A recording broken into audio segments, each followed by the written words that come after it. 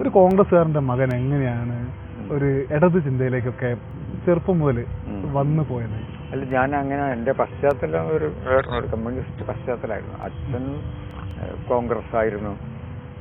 പക്ഷെ മറ്റു വിധത്തിൽ എല്ലാവരും തന്നെ, എൻ്റെ കുടുംബത്തിലെല്ലാവരും തന്നെ ഇടതുപക്ഷ ചിന്താഗതിക്കാരായിരുന്നു. അന്ന് നമ്മൾ പിന്നെ ഇടതുപക്ഷം എന്നുള്ള വാക്ക് നമ്മൾ ഉപയോഗിക്കില്ല, അന്ന് കമ്മ്യൂണിസ്റ്റ് ഇപ്പൊ അത് ലൈറ്റ് ആക്കി. ഇപ്പോഴാണ് ഇടതുപക്ഷമായത്. അന്ന് അക്കാലത്ത് പിന്നെ ഒരു കമ്മ്യൂണിസ്റ്റ് ആകുക എന്ന് പറയുന്നത് തന്നെ വലിയൊരു ഇതാണ്. ഞാനൊരു കമ്മ്യൂണിസ്റ്റ് ആണെന്ന് പറഞ്ഞാൽ നമുക്ക് അഭിമാനം കൊണ്ടിരുന്നു നമ്മൾ കേട്ടോ. അത് പിന്നീടാണ് അതിനിങ്ങനെ ശോഷണം വന്നുള്ളത്. പക്ഷെ ആ കാലത്ത് പ്രബുദ്ധരായിട്ടുള്ള ചെറുപ്പക്കാർ മുഴുവൻ കമ്മ്യൂണിസ്റ്റുകാരായിരുന്നു. എൻ്റെ എല്ലാം യൗവനകാലത്ത് ഞങ്ങളുടെ നാട്ടിൽ. അപ്പോൾ വലിയ തറവാട്ടുകാരൊക്കെ ഉണ്ടായിരുന്നു അവിടെ.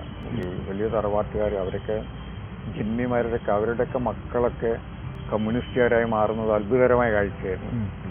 അന്ന് നമ്മളതിലേക്ക് ഒരുപാട് ആഹ്ലാദം കണ്ടെത്തിയിരുന്നു. പക്ഷെ ഇന്ന് നമ്മളതിൻ്റെ കമ്മ്യൂണിസ്റ്റുകാരനാകാന്ന് പറയുന്നത് പോലും ഉണ്ടല്ലോ, പഴയതുപോലെ അല്ല ഇന്ന്. അതൊരു കാലം വരുത്തി വെച്ചിട്ടുള്ള വലിയൊരു മാറ്റമാണ്.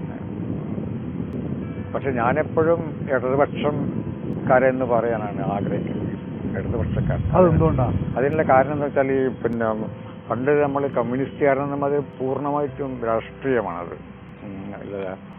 നമ്മൾ ഇടതുപക്ഷം എന്ന് പറയുമ്പോൾ അത് കുറെ കൂടി ദുർബലമാണെങ്കിൽ വിശാലമാണ്. വെള്ളം ചേർത്ത് അല്ല, അത് വിശാലമാണ്. പഴയ കാലത്ത് ശരിക്കും ഒരു തീക്കത്തലായിരുന്നു. അങ്ങനെ ഇപ്പൊ ഞാൻ തീ ആഗ്രഹിക്കുന്നില്ല. അതൊന്നുണ്ടാ പ്രായം